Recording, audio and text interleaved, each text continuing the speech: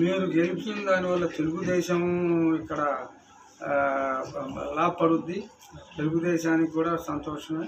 నేను తెలుగుదేశం తరఫున 2 సార్లు ఎమ్మెల్యే చేశాను, కాంగ్రెస్లో చేశాను, తెలుగుదేశం చేశాను. అందుకని మీలాంటి కొంచెం సంస్కారం ఉన్నవాళ్ళు, విద్యావంతులు, బ్యాక్గ్రౌండ్ ఉన్నవాళ్ళు వస్తే, మాది అప్లాండ్ ఏరియా, చాలా ప్రాబ్లమ్స్ ఉన్నాయి.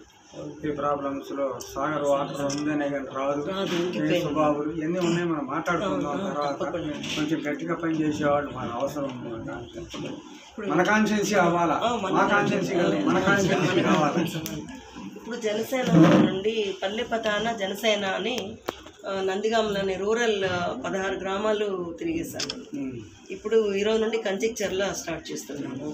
మండలంలో ఉన్న ప్రతి గ్రామంలో రోజు 3 గ్రామాల లెక్కన ఈ పేరుతో పల్లె పతాన జనసేన వెళ్తున్నాము, తిరుగుతున్నాము. అందరం రోజు 3 గ్రామాలు చూస్తున్నాము. అది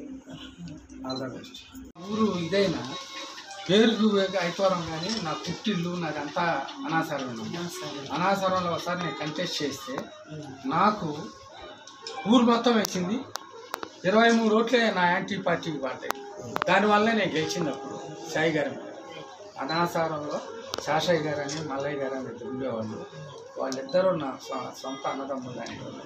అట్లా నాకు ఈ కాన్స్టిట్యున్సీలో ఉన్నటువంటి ఇప్పుడు అనాసారంలో మిమ్మల్ని జీవించారంటే మీ విజయం తథ్యం.